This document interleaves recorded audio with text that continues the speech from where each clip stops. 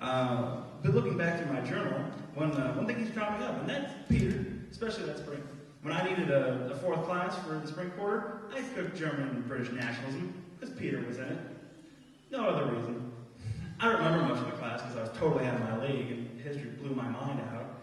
Except the only thing I retain is that I kind of figured out what that Northern Irish thing was about, and they succeeded and became a republic or something. It's not very clear. And not only did we run class together, we also ran the combat zone together. That one was good. We ridiculed and screwed about as many people around campus as possible, and as a result, we spent a lot of time together. A lot. I wrote in my journal from that time and discovered this little gem. I've been working awfully close with Peter since the beginning of the semester, both having a class with him, living about 10 feet away from him, eating with him, working on the paper with him, renting movies with him, spending generally all of our time together. It's been kind of frustrating. We're starting to grate on each other's nerves now. And then a few sentences later.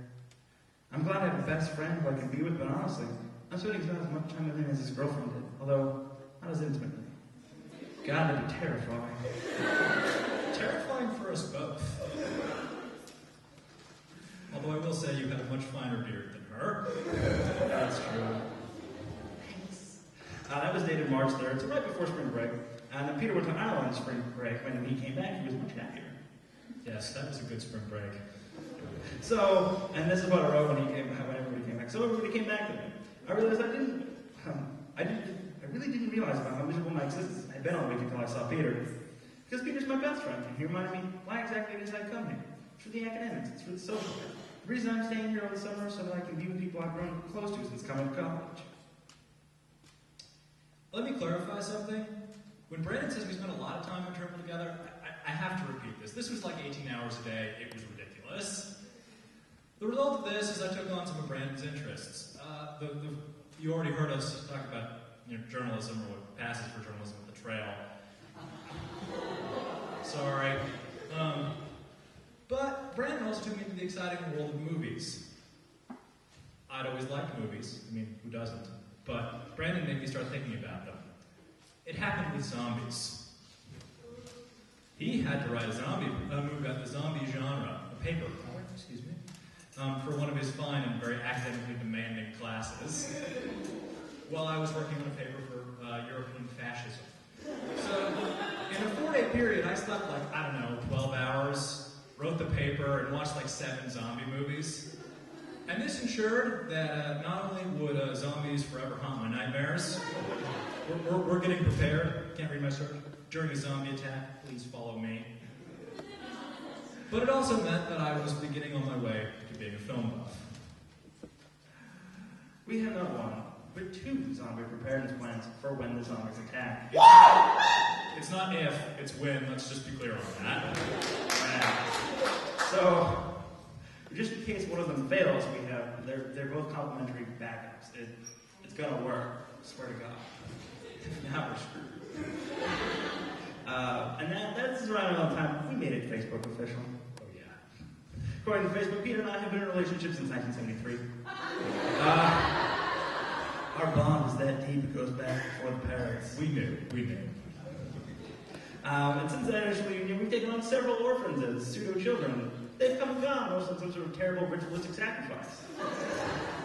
In reality, Peter and I have lived at most 10 feet apart. We lived across the hall from one another in Smith, across the hall from one another in Trimble. I lived directly above him last year. Good Lord. And I was supporting you. And this year we share a wall.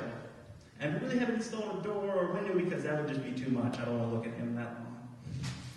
I don't know what it is. Brandon's really resisted my desire to put a PA system in over his bed. I don't need that much help. I put you through other things, come on. And don't think you're going to get out of it. Those walls are thin, and I can yell. I can yell back.